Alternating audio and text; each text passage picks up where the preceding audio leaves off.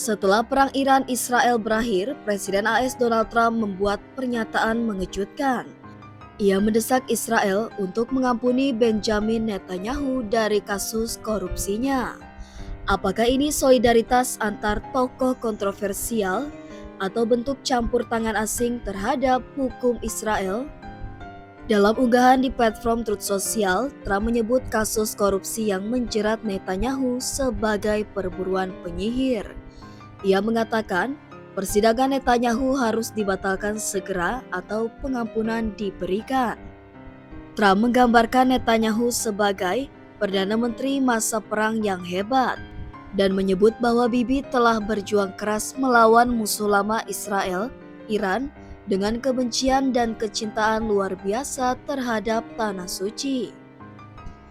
Netanyahu didakwa pada 2019 dalam 3 kasus terpisah atas dugaan penyuapan, penipuan, dan pelanggaran kepercayaan. Persidangan dimulai sejak 2020 dan berlanjut hingga kini. Bahkan, pada 3 Juni lalu, Netanyahu mulai menjalani pemeriksaan silang yang diperkirakan akan berlangsung selama 1 tahun penuh. Netanyahu bersikeras tidak bersalah dan menyebut kasus ini bermotif politik. Trump juga menyeratkan bahwa Amerika Serikat telah menyelamatkan Israel dan kini AS juga akan menyelamatkan Netanyahu. Meski tidak merinci bagaimana cara AS akan menekan sistem hukum Israel, Trump menegaskan bahwa Netanyahu layak dibebaskan.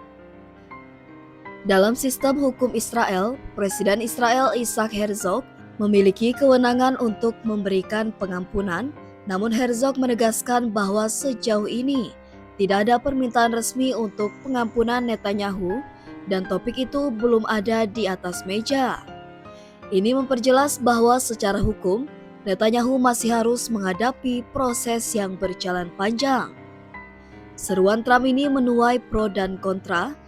Bagi pendukung Netanyahu, ini menjadi momen untuk menggulirkan kampanye pengampunan. Namun bagi oposisi dan kelompok pro-demokrasi di Israel, seruan ini dianggap campur tangan asing dalam yudisial negara mereka. Trump sendiri juga sedang menghadapi kasus hukum di AS dan menyebut bahwa dakwaannya sebagai bagian dari witch hunt terhadap dirinya.